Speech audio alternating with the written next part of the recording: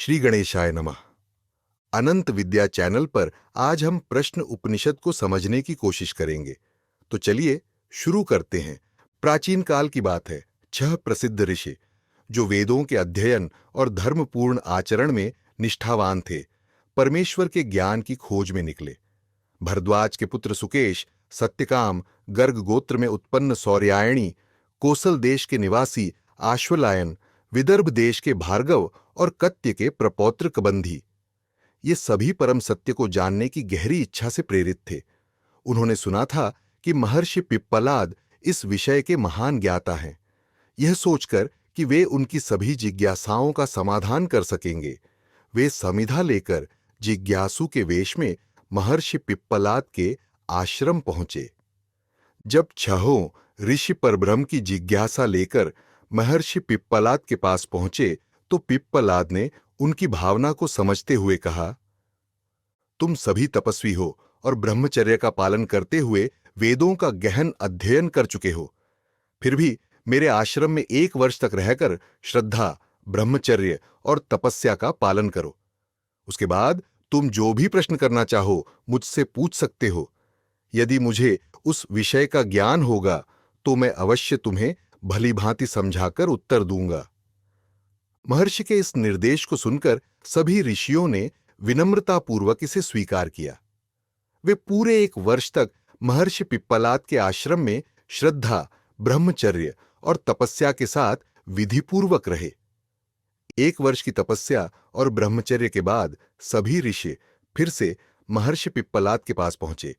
उनमें से सबसे पहले कबंधी, जो कत्य ऋषि के वंशज थे, ने श्रद्धा और विनम्रता के साथ पूछा, भगवान, यह सारा चराचर जगत जो अनेक रूपों में प्रकट होता है, उसका वास्तविक और सर्वोच्च कारण कौन है? कबंधी ऋषि का यह प्रश्न सुनकर महर्षि पिप्पलाद बोले, यह बात वेदों में प्रसिद्ध है कि संपूर्ण जीवों के स्वामी परमेश्वर को सृष्टि के आरंभ में जब सृष्टिकर्ता ने प्रजा उत्पन्न करने की इच्छा की तो उन्होंने संकल्प के रूप में तप किया।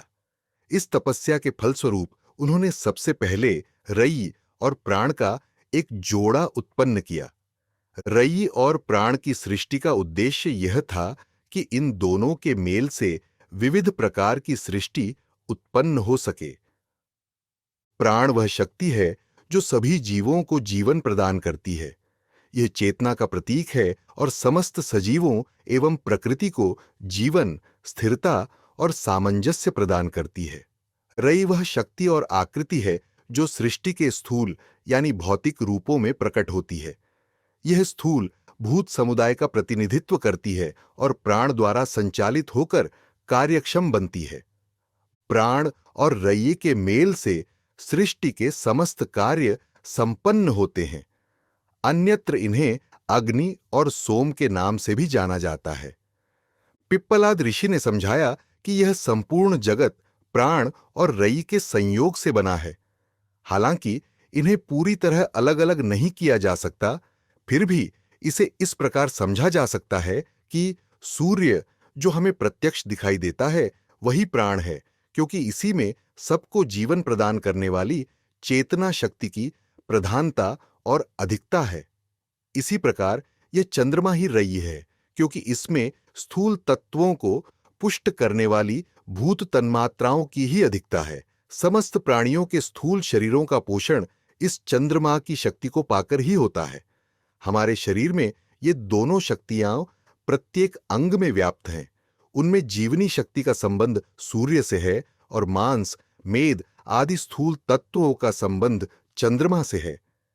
जब रात्रि के बाद सूर्य उदय होकर पूर्व दिशा में अपना प्रकाश फैलाता है तो वह अपनी किरणों के माध्यम से सभी प्राणियों के प्राणों को ऊर्जा और स्फूर्ति प्रदान करता है। सूर्य की किरणों के संपर्क में आकर जीवनी शक्ति को नई ऊर्जा मिलती है। सूर्य जब जिस दिशा में अपनी रोशनी फैलाता है वहां के प्राणियों को स्फूर्ति देता रहता है। अतः सूर्य ही समस्त प्राणियों का प्राण है। प्राणियों के शरीर में जो वैश्वानर नाम से कही जाने वाली जठराग्नि यानी पाचन अग्नि है वह सूर्य का ही अंश है, अतः सूर्य ही है। इसी प्रकार शरीर में कार्य करने वाले 5 प्रकार के प्राण जिनके नाम है प्राण, अपान, समान, व्यान और उदान भी सूर्य के ही अंश हैं।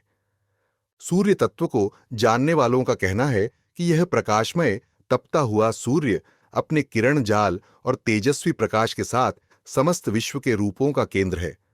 सभी रंग, आकृतियां और रूप सूर्य से उत्पन्न और प्रकाशित होते हैं। सूर्य, जिसे सविता कहा गया है, सबका उत्पत्ति स्थल और जीवन ज्योति का मूल स्रोत है। यह सूर्य सर्वज्ञ, सर्वत्र व्याप्त और समस्त सृष्टि का आधार है। यह वैश्वानर, अग्नि और प्राण शक्ति के रूप में सभी को धारण करता है। जगत के लिए जीवन देने वाला सूर्य अद्वितीय है। इसके समान कोई दूसरी जीवनी शक्ति नहीं है। सूर्य अपनी हजारों किरणों के साथ सैकड़ों प्रकार के कार्यों को पूरा करता है। यह जीवन प्रदान करता है, उष्णता और प्रकाश फैलाता है, ऋतुओं का परिवर्तन करता है और सृष्टि की कई आवश्यकताओं को पूरा करता है। इस तरह सूर्य संपूर्ण सृष्टि का जीवनदाता और प्राण स्वरूप है।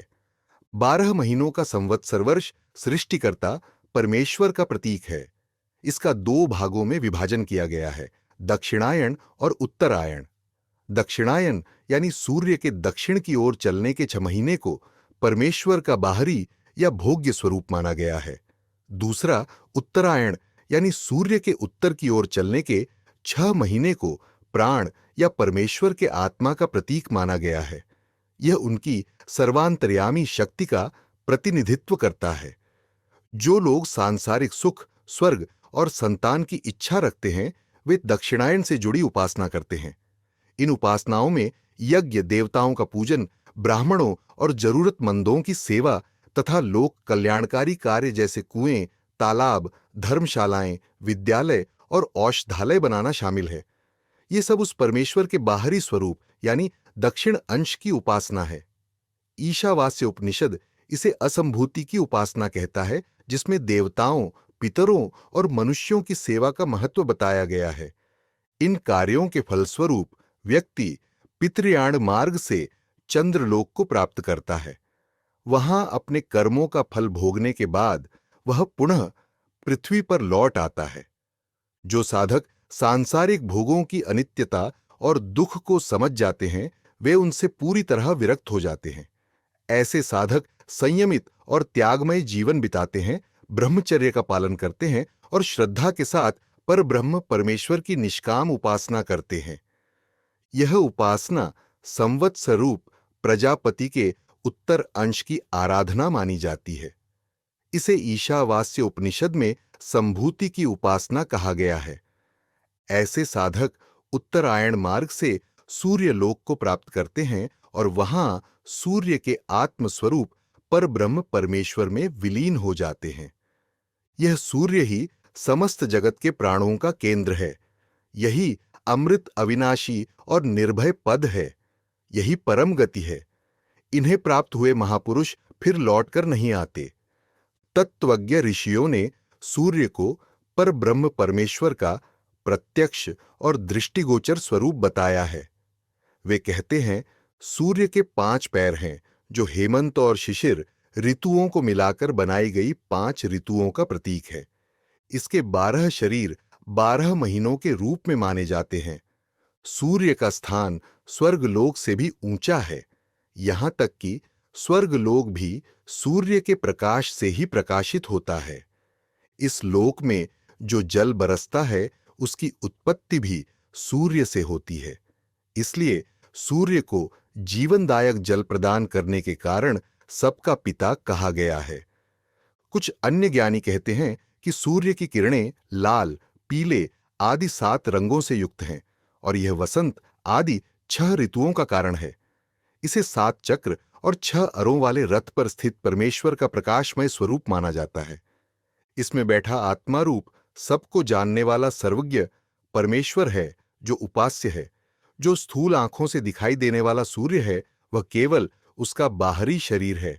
यह सूर्य उसी परमेश्वर की महिमा का प्रतीक है। हर महीना प्रजापति का प्रतीक है। कृष्ण पक्ष के 15 दिन उस परमात्मा का दाहिना अंश है, जिसे रई कहा गया है। यह स्थूल भौतिक पदार्थों और भोगमयी शक्ति का प्रतिनिधित्व करता है। शुक्ल पक्ष के 15 दिन परमात्मा का उत्तर अंश है। इसे प्राण माना गया है, जो सबको जीवन प्रदान करने वाली सर्वांतर्यामी शक्ति का प्रतीक है। इसलिए जो कल्याणकामी ऋषि हैं, अर्थात जो रई स्थानीय भोग पदार्थों से विरक्त होकर प्राण स्थानीय सर्वात्म रूप पर ब्रह्म को चाहने वाले हैं, वे अपने समस्त शुभ कर्मों को शुक्ल पक्ष में करते हैं, अर्थात वे अपने सभी कर्म शुक्ल पक्ष के समान प्राण स्वरूप परमात्मा को अर्पित करते हैं और उनसे कोई फल नहीं चाहते। यही कर्मयोग का सिद्धांत है, जैसा कि गीता में कहा गया है। इसके विपरीत जो भोग में आसक्त लोग हैं, वे कृष्ण पक्ष के समान स्थूल भोग्य पदार्थों की प्राप्ति के लिए अपने सभी कर्म करते हैं। दिन और रात मिलकर परमेश्वर के पूर्ण स्वरूप का प्रतिनिधित्व करते हैं। दिन प्राण का प्रतीक है, जो प्रकाशमय और विशुद्ध स्वरूप है, सबको जीवन प्रदान करता है। रात रई का प्रतीक है, जो भोग और विश्राम का स्वरूप है।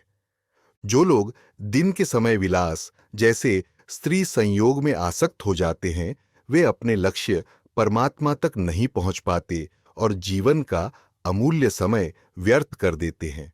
इसके विपरीत जो लोग सांसारिक उन्नति और संतान की इच्छा रखते हैं, यदि वे शास्त्रों के नियमों के अनुसार रात्रि के समय ऋतुकाल में स्त्री संयोग करते हैं, तो वे शास्त्र की आज्ञा का पालन करने के कारण ब्रह्मचारी के तुल्य ही हैं। सभी प्राणियों का आहार अन्न स्वयं प्रजापति का रूप है, क्योंकि अन्न से वीर्य उत्पन्न होता है और वीर्य से सभी चर अचर प्राणी जन्म लेते हैं। जो लोग संतानोत्पत्ति के व्रत का पालन करते हैं, वे शास्त्रानुसार शुभ कर्मों और नियमबद्ध स्त्री संयोग के माध्यम से पुत्र और कन्या को जन्म देकर सृष्टि की वृद्धि करते हैं। इसके विपरीत जो लोग ब्रह्मचर्य और तप का पालन करते हैं, सत्य के मार्ग पर चलते हैं और अपने हृदय में सत्य स्वरूप परमेश्वर को नित्य अनुभव करते हैं, केवल उन्हीं को परम पद और परम गति प्राप्त होती है। दूसरों को यह सर्वोच्च लक्ष्य प्राप्त नहीं होता। जिनमें कुटिलता लेशमात्र भी नहीं है, जो स्वप्न में भी मिथ्या भाषण नहीं करते और असत्यमय आचरण से सदा दूर रहते हैं, जिनमें राग द्वेषादि विकारों का सर्वथा अभाव है, जो सब प्रकार के छल कपट से शून्य है, उन्हीं को वह विकार रहित विशुद्ध ब्रह्मलोक मिलता है। जो इनसे विपरीत लक्षणों वाले हैं, उनको नहीं मिलता। भार्गव ऋषि ने महर्षि पिप्पलाद से 3 प्रश्न पूछे। प्राणियों के शरीर को धारण करने वाले कुल कितने देवता हैं? इनमें से कौन कौन देवता शरीर को प्रकाशित करते हैं? इन सब देवताओं में सबसे श्रेष्ठ कौन है? महर्षि पिप्पलाद उत्तर देते हुए कहते हैं, सबका मूल आधार आकाश है, लेकिन शरीर को धारण करने वाले 4 अन्य महाभूत भी हैं, वायु, अग्नि, जल और पृथ्वी। यह स्थूल शरीर इन्हीं से बना है, इसलिए इन्हें धारक देवता कहा जाता है। इसके अलावा शरीर को प्रकाशित करने वाले 14 देवता हैं, 5 कर्मेंद्रियां, वाणी, हाथ, पैर आदि, 5 ज्ञानेंद्रियां, नेत्र, कान आदि, 4 अंतकरण, मन, बुद्धि, चित्त और अहंकार। ये सभी शरीर को धारण और प्रकाशित करते हैं, इसलिए इन्हें धारक और प्रकाशक देवता कहा जाता है। महाभूत, इंद्रियां और अंतकरण रूप देवताओं में यह विवाद शुरू हो गया कि शरीर को धारण करने और सुरक्षित रखने की शक्ति किसमें है। सभी ने अभिमानपूर्वक दावा किया कि शरीर उनके कारण ही स्थिर है। इस विवाद के बीच प्राण ने सभी से कहा, तुम अज्ञानवश आपस में झगड़ रहे हो। इस शरीर को धारण करने और सुरक्षित रखने की शक्ति तुम में से किसी में नहीं है। यह कार्य मैंने किया है। मैंने अपने आप को 5 रूपों में विभाजित किया है, प्राण, अपान, समान, व्यान और उदान। मेरे ही कारण यह शरीर जीवित और सुरक्षित है। हालांकि प्राण की इस बात पर बाकी देवताओं ने विश्वास नहीं किया। जब प्राण ने देखा कि अन्य देवता उसकी श्रेष्ठता को नहीं मान रहे हैं, तो उन्हें अपनी शक्ति का एहसास कराने के लिए वह मानो रूठकर शरीर से बाहर निकलने के लिए ऊपर की ओर उठने लगा। जैसे ही प्राण ने शरीर से बाहर निकलने का प्रयास किया, सभी देवता विवश होकर उसके साथ खींचने लगे। वे स्थिर नहीं रह सके। जब प्राण फिर से अपने स्थान पर आ गया, तो अन्य देवता भी अपनी अपनी जगह पर स्थिर हो गए। यह स्थिति मधुमक्खियों के झुंड जैसी थी। जब रानी मधुमक्खी उड़ती है, तो बाकी मधुमक्खियां भी उसके साथ उड़ जाती हैं, और जब वह बैठती है, तो बाकी भी बैठ जाती है। इस घटना के बाद वाणी, चक्षु, श्रोत्र और मन सहित सभी देवताओं ने स्वीकार कर लिया कि प्राण ही सबसे श्रेष्ठ है। वे सभी प्रसन्न होकर प्राण की स्तुति करने लगे। इस प्रकार भार्गव ऋषि द्वारा पूछे हुए 3 प्रश्नों का उत्तर देते हुए महर्षि पिप्पलाद ने यह बात समझाई कि समस्त प्राणियों के शरीरों को अवकाश देकर बाहर और भीतर से धारण करने वाला आकाश तत्व है। साथ ही इस शरीर के अवयवों की पूर्ति करने वाले वायु, अग्नि, जल और पृथ्वी, ये 4 तत्व हैं। 10 इंद्रियां और अंतःकरण, ये इसको प्रकाश देकर क्रियाशील बनाने वाले हैं। इन सबसे श्रेष्ठ प्राण है। अतएव प्राण ही वास्तव में इस शरीर को धारण करने वाला है। प्राण के बिना शरीर को धारण करने की शक्ति किसी में नहीं है। अन्य सब इंद्रिय इसी की शक्ति में अनुस्यूत है। इसी की शक्ति पाकर वे शरीर को धारण करते हैं। आश्वलायन मुनि ने महर्षि पिप्पलाद से प्राण के विषय में 6 नए प्रश्न पूछे, जो पहले उत्तर में स्पष्ट नहीं हुए थे। ये प्रश्न है: जिस प्राण की महिमा आपने बताई, वह किससे उत्पन्न होता है? यह प्राण मनुष्य शरीर में कैसे प्रवेश करता है? शरीर में अपने को विभाजित करके किस प्रकार स्थित रहता है? जब यह प्राण एक शरीर छोड़कर दूसरे शरीर में जाता है, तो पहले शरीर से कैसे निकलता है? यह प्राण बाहरी जगत को कैसे धारण करता है? यह प्राण मन और इंद्रिय जैसे आंतरिक जगत को कैसे धारण करता है? महर्षि पिप्पलाद ने आश्वलायन ऋषि के पहले 2 प्रश्नों का उत्तर इस प्रकार दिया। प्राण परमात्मा से उत्पन्न होता है। परमात्मा ही इसका उपादान कारण, मूल स्रोत और रचयिता है। प्राण की स्थिति उस सर्वात्मा परमेश्वर के अधीन रहती है, जैसे किसी व्यक्ति की छाया उसके अधीन होती है। प्राण मन के संकल्प के अनुसार शरीर में प्रवेश करता है। मृत्यु के समय प्राणी के मन में उसके कर्मों के अनुसार जो संकल्प होता है, उसी के अनुसार उसे नया शरीर मिलता है। इस प्रकार प्राण का शरीर में प्रवेश मन के संकल्प से होता है। महर्षि पिप्पलाद ने तीसरे प्रश्न, यानी प्राण शरीर में अपने को विभाजित करके किस प्रकार स्थित रहता है, का उत्तर उदाहरण देकर समझाया। जिस प्रकार एक चक्रवर्ती राजा अपने राज्य के विभिन्न ग्राम, मंडल और जनपदों में अलग अलग अधिकारियों को उनकी जिम्मेदारियों के अनुसार काम सौंपता है, उसी तरह प्राण भी अपने अंग स्वरूप अपान, व्यान, समान, उदान प्राण को शरीर के विभिन्न हिस्सों में अलग अलग कार्यों के लिए नियुक्त करता है। प्राण शरीर के विभिन्न हिस्सों में अपनी शक्तियों को इस प्रकार व्यवस्थित करता है। मुख और नासिका के माध्यम से प्राण विचरण करता है और नेत्र तथा कान में स्थित रहता है। अपान वायु को गुदा और उपस्थ में स्थापित करता है। इसका कार्य मलमूत्र, रज, वीर्य और गर्भ को शरीर से बाहर निकालना है। समान वायु को शरीर के मध्य भाग यानी नाभि में रखा गया है। यह वायु पाचन अग्नि में डाले गए अन्न के सार को शरीर के सभी अंगों तक समान रूप से पहुंचाती है। इस अन्न के सार से ही शरीर में ये 7 द्वार सक्रिय होते हैं: 2 नेत्र, 2 कान, 2 नासिकाएं और 1 मुख। अन्न का रस इन्हें पुष्ट करता है, जिससे ये अपने अपने कार्यों को सफलतापूर्वक करते हैं। महर्षि पिप्पलाद ने बताया कि हृदय प्रदेश, जो जीवात्मा का निवास स्थान है, में 100 मूलभूत नाड़ियां होती हैं। प्रत्येक नाड़ी से 100 शाखा नाड़ियां निकलती हैं। हर शाखा नाड़ी की 72,000 प्रतिशाखाएं होती हैं। इस प्रकार शरीर में कुल 72 करोड़ नाड़ियां होती हैं। इन सभी नाड़ियों में व्यान वायु प्रवाहित होती है, जो शरीर के समस्त अंगों में प्राण शक्ति का संचार करती है। 72 करोड़ नाड़ियों से अलग एक विशेष नाड़ी होती है, जिसे सुषुम्ना कहते हैं।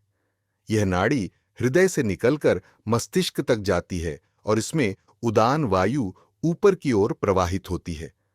उदान वायु शरीर छोड़ने के समय महत्वपूर्ण भूमिका निभाता है।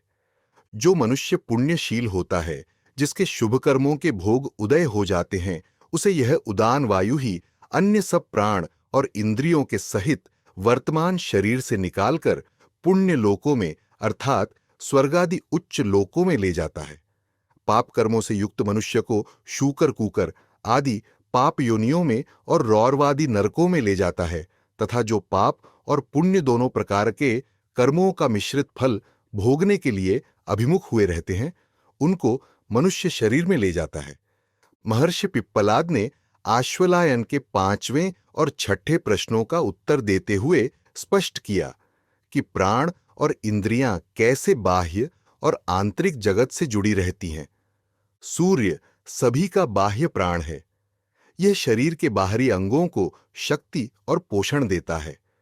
यह नेत्र इंद्रिय पर कृपा करता है, उसे देखने की शक्ति और प्रकाश प्रदान करता है। पृथ्वी देवता अपान वायु का बाहरी स्वरूप है। यह शरीर के भीतर अपान वायु को टिकाए रखते हैं और गुदा व उपस्थ इंद्रियों को सहारा देते हैं। पृथ्वी और स्वर्ग के बीच का आकाश समान वायु का बाहरी स्वरूप है।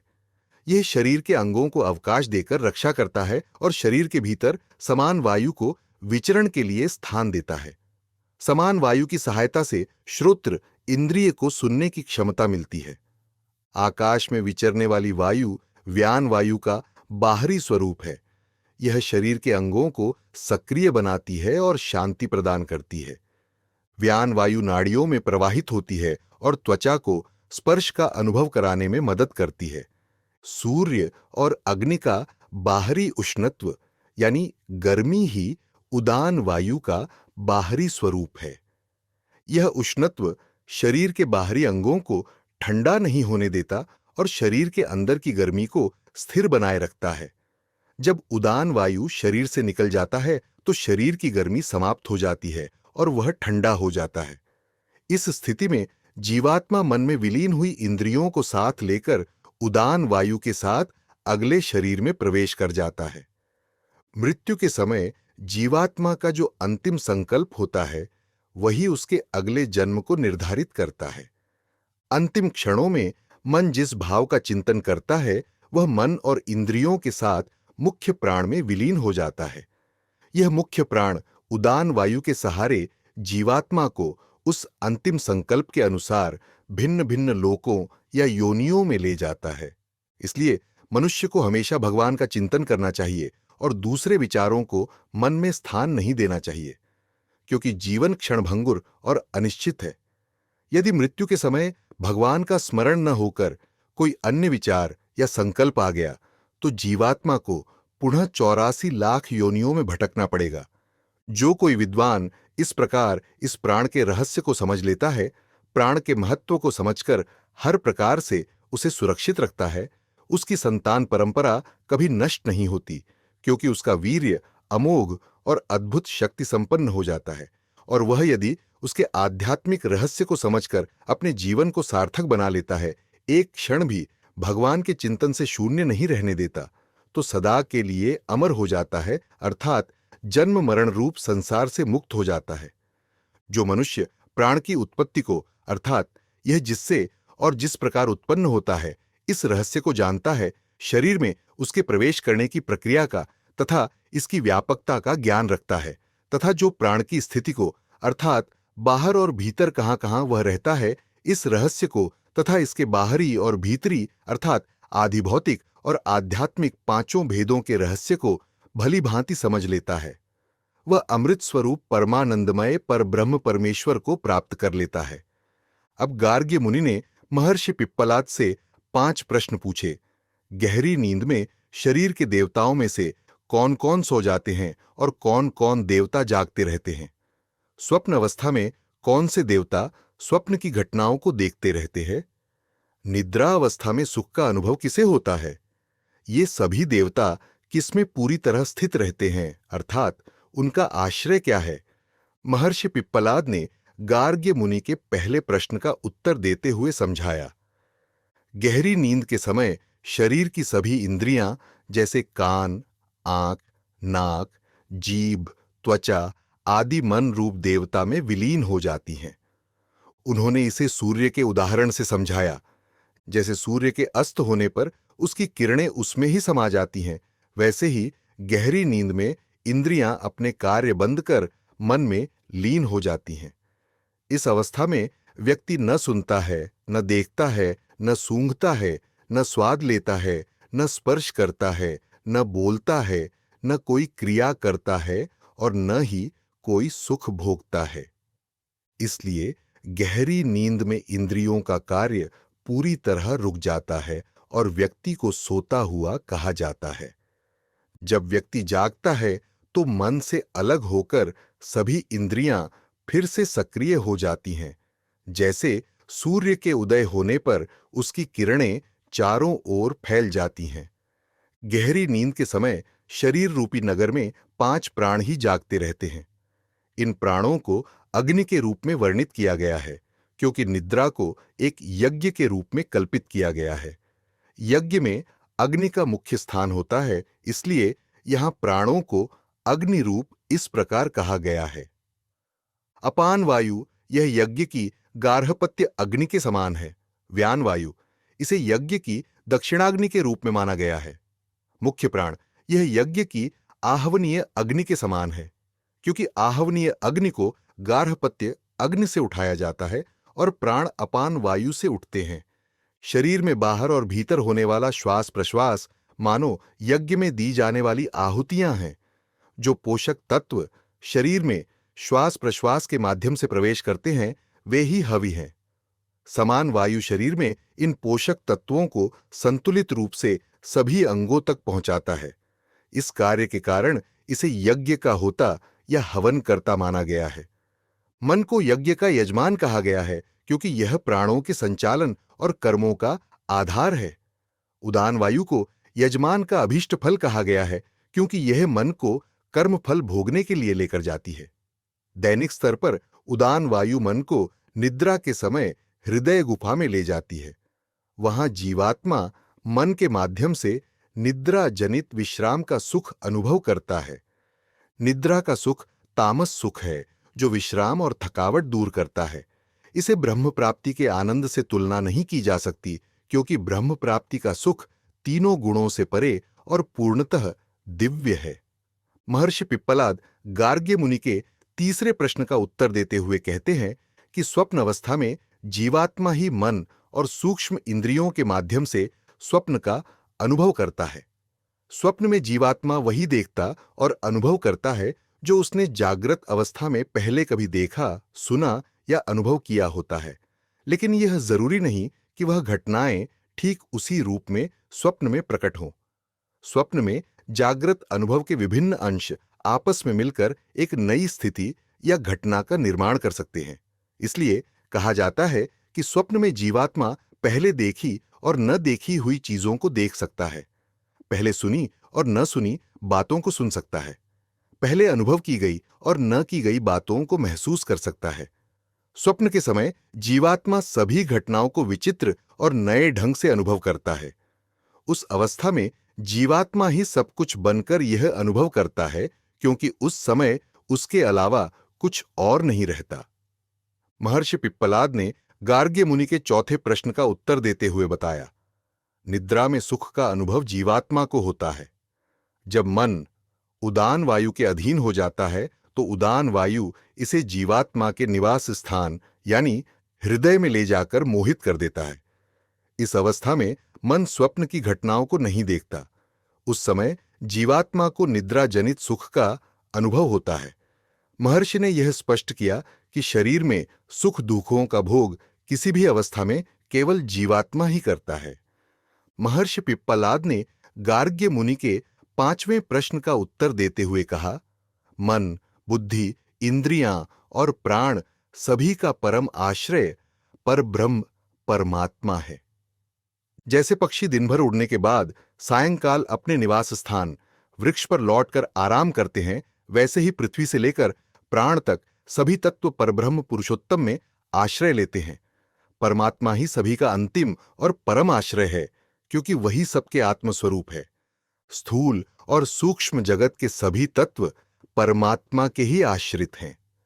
पृथ्वी तत्व और उसका कारण गंध तन्मात्रा, जल तत्व और उसका कारण रस तन्मात्रा, तेज तत्व और उसका कारण रूप तन्मात्रा, वायु तत्व और उसका कारण स्पर्श तन्मात्रा, आकाश तत्व और उसका कारण शब्द तन्मात्रा, नेत्र इंद्रिय और उसके द्वारा देखी जाने वाली वस्तुएं, कान और उसके द्वारा सुने जाने वाले शब्द, नाक और उसके द्वारा सूंघे जाने वाले गंध, जीभ और उसके द्वारा चखे जाने वाले स्वाद, त्वचा और उसके द्वारा महसूस किए जाने वाले स्पर्श, वाणी और उससे बोले जाने वाले शब्द, हाथ और उनसे पकड़ी जाने वाली वस्तुएं, पैर और उनके द्वारा गमन किया जाने वाला स्थान, उपस्थ और मैथुन का सुख, गुदा और मल का त्याग, मन और उसके द्वारा चिंतन की जाने वाली वस्तुएं, बुद्धि और उसके द्वारा जाने जाने वाले पदार्थ, अहंकार और उसके विषय, चित्त और उसके द्वारा किए जाने वाले विचार, 5 प्रकार का प्राण और उनके कार्य, ये सभी स्थूल और सूक्ष्म तत्व, महाभूत, इंद्रियां, अंतःकरण और प्राण अपने कार्यों और विषयों के साथ परमेश्वर पर आश्रित हैं। परमात्मा ही इन सभी का मूल कारण और अंतिम आश्रय है। देखने वाला, स्पर्श करने वाला, सुनने वाला, सूंघने वाला, स्वाद लेने वाला, मनन करने वाला, जानने वाला तथा संपूर्ण इंद्रियों और मन के द्वारा समस्त कर्म करने वाला, जो यह विज्ञान स्वरूप पुरुष जीवात्मा है, यह भी उन परम अविनाशी सबके आत्मा परब्रह्म पुरुषोत्तम में ही स्थिति पाता है। उन्हें प्राप्त कर लेने पर ही इसे वास्तविक शांति मिलती है। अतः इसके भी परम आश्रय वे परमेश्वर ही हैं।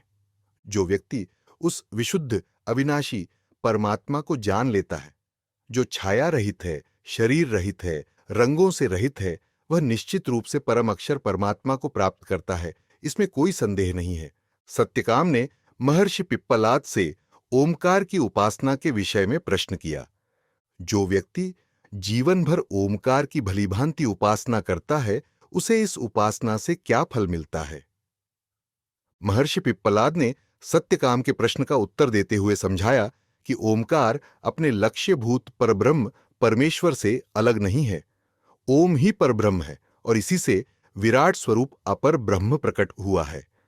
जो व्यक्ति ओंकार का जप, स्मरण और चिंतन करता है, वह अपनी भावना के अनुसार परमात्मा के विराट स्वरूप के किसी अंग जैसे संपत्ति, ऐश्वर्य आदि को प्राप्त कर लेता है। लेकिन जो व्यक्ति पूर्ण ब्रह्म पुरुषोत्तम को पाने की आकांक्षा से निष्काम भाव से ओंकार की उपासना करता है, वह परब्रह्म पुरुषोत्तम को प्राप्त कर लेता है। महर्षि पिप्पलाद ने समझाया कि जो व्यक्ति ओमकार का चिंतन करते हुए विराट परमेश्वर के भू लोक यानी पृथ्वी लोक के ऐश्वर्य को प्राप्त करने की इच्छा से उपासना करता है, वह मृत्यु के बाद तुरंत पृथ्वी लोक में लौट आता है। ओंकार की पहली मात्रा का संबंध पृथ्वी लोक से है।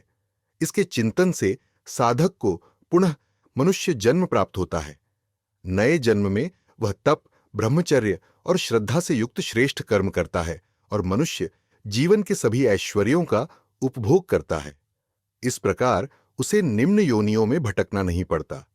साधक इस जन्म में भी शुभ कर्मों के लिए सक्षम रहता है और विभिन्न सुखों का आनंद उठाता है। यदि साधक 2 मात्रा वाले ओंकार की उपासना करता है, अर्थात भू पृथ्वीलोक और भुवः स्वर्गलोक के ऐश्वर्य की इच्छा से उपासना करता है, वह मृत्यु के बाद मनोमय चंद्रलोक को प्राप्त करता है। उसको यजुर्वेद के मंत्र अंतरिक्ष में ऊपर की ओर चंद्रलोक में पहुंचा देते हैं।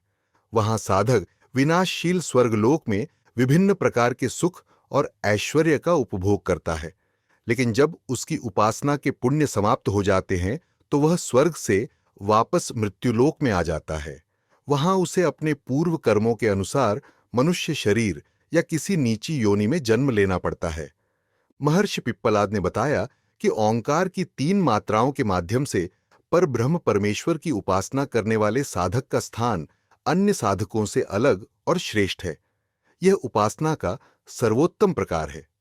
जो साधक 3 मात्राओं वाले ओंकार से परब्रह्म की उपासना करता है, वह सर्प केंचुली की तरह सभी कर्म बंधनों से मुक्त हो जाता है, पूरी तरह निर्विकार और शुद्ध हो जाता है।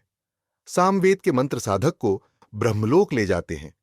यह उपासना साधक को पूर्ण मोक्ष और परब्रह्म के साक्षात अनुभव तक ले जाती है।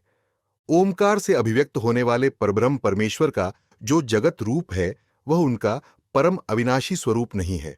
यह जगत परिवर्तनशील और नाशवान है। इसमें रहने वाला जीव चाहे ऊंची से ऊंची योनि प्राप्त कर ले, फिर भी मचन मृत्यु के चक्र से मुक्त नहीं हो सकता। जो साधक केवल जगत के बाह्य स्वरूप में आसक्त रहता है और परब्रह्म की ओर ध्यान नहीं करता, वह बार बार जन्म और मृत्यु का अनुभव करता है। लेकिन जो साधक शरीर के बाहर, भीतर और मध्य स्थान यानी हृदय में ओमकार से व्याप्त परब्रह्म को देखता है, ओमकार के माध्यम से उस परब्रह्म की उपासना करता है, केवल परब्रह्म को पाने की अभिलाषा से जप, स्मरण और चिंतन करता है, ऐसा ज्ञानी साधक परमात्मा को प्राप्त करता है। परमात्मा को पाने के बाद वह मोक्ष प्राप्त करता है और जन्म मृत्यु के चक्र से मुक्त हो जाता है। सुकेशा ऋषि ने महर्षि पिप्पलाद से 16 कलाओं वाले पुरुष के विषय में प्रश्न किया। उन्होंने अपनी अल्पज्ञता और सत्य भाषण के महत्व को स्वीकारते हुए कहा, एक बार कोसल देश के राजकुमार हिरण्यनाभ मेरे पास आए और मुझसे पूछा, क्या आप 16 कलाओं वाले पुरुष के विषय में जानते हैं? मैंने स्पष्ट रूप से उत्तर दिया, मैं इसे नहीं जानता। अगर मुझे पता होता तो मैं अवश्य बता देता। झूठ बोलने का कोई कारण नहीं है। मैंने यह भी कहा कि झूठ बोलने वाले का विनाश हो जाता है। वह न तो इस लोक में और न परलोक में प्रतिष्ठा प्राप्त कर सकता है। मेरी इस बात को सुनकर राजकुमार चुपचाप अपने रथ पर सवार होकर लौट गए।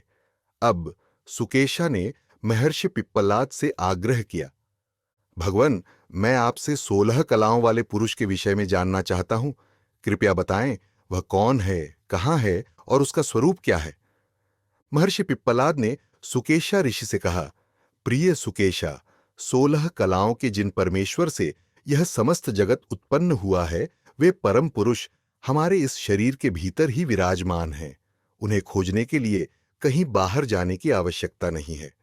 जब किसी व्यक्ति के हृदय में परमात्मा को पाने की तीव्र इच्छा जागृत होती है, तो वह परमात्मा उसे वहीं उसके हृदय में ही प्राप्त हो जाते हैं। सृष्टि की शुरुआत में परमेश्वर ने विचार किया, मैं जो ब्रह्मांड बनाना चाहता हूं, उसमें ऐसा कौन सा तत्व हो जो मेरी सत्ता को प्रकट करे और जिसके बिना मेरी सत्ता का अनुभव न हो। इसके बाद परमेश्वर ने सर्वप्रथम सबके प्राण रूप सर्वात्मा हिरण्यगर्भ को बनाया। उसके बाद शुभ कर्म में प्रवृत्त कराने वाली श्रद्धा अर्थात आस्तिक बुद्धि को प्रकट करके फिर क्रमशः शरीर के उपादानभूत आकाश, वायु, तेज, जल और पृथ्वी, इन 5 महाभूतों की सृष्टि की। इन 5 महाभूतों का कार्य ही यह दृश्यमान संपूर्ण ब्रह्मांड है। 5 महाभूतों के बाद परमेश्वर ने मन, बुद्धि, चित्त और अहंकार, इन चारों के समुदाय रूप अंतःकरण को रचा। फिर विषयों के ज्ञान एवं कर्म के लिए 5 ज्ञानेंद्रियों तथा 5 कर्मेंद्रियों को उत्पन्न किया। फिर प्राणियों के शरीर की स्थिति के लिए अन्न की और अन्न के परिपाक द्वारा बल्कि सृष्टि की। उसके बाद अंतःकरण और इंद्रियों के संयम रूप तप का प्रादुर्भाव किया। उपासना के लिए भिन्न भिन्न मंत्रों की कल्पना की। अंतःकरण के संयोग से इंद्रियों द्वारा किए जाने वाले कर्मों का निर्माण किया। उनके भिन्न भिन्न फलरूप लोकों को बनाया और उन सब के नाम रूपों की रचना की। इस प्रकार 16 कलाओं से युक्त इस ब्रह्मांड की रचना करके जीवात्मा के सहित परमेश्वर स्वयं इसमें प्रविष्ट हो गए। इसीलिए वे 16 कलाओं वाले पुरुष कहलाते हैं। हमारा यह मनुष्य शरीर भी ब्रह्मांड का ही एक छोटा सा नमूना है। जैसे परमेश्वर पूरे ब्रह्मांड में है, वैसे ही वे हमारे शरीर में भी विद्यमान हैं। मनुष्य शरीर में भी वही 16 कलाएं मौजूद हैं। उन हृदयस्थ परम देव को जान लेना ही उस 16 कला वाले पुरुष को जान लेना है। जैसे रथ के पहिए में लगे रहने वाले, अरे उस पहिए के मध्यस्थ नाभि में प्रविष्ट रहते हैं, उन सब का आधार नाभि है। नाभि के बिना वे टिक ही नहीं सकते। उसी प्रकार प्राण आदि 16 कलाओं के जो आधार हैं, ये सब कलाएं जिनके आश्रित हैं, जिनसे उत्पन्न होती हैं और जिनमें विलीन हो जाती है, वे ही जानने योग्य परब्रह्म परमेश्वर हैं। उन सर्वाधार परमात्मा को जानना चाहिए। उन्हें जान लेने के बाद मृत्यु का भय नहीं रहता।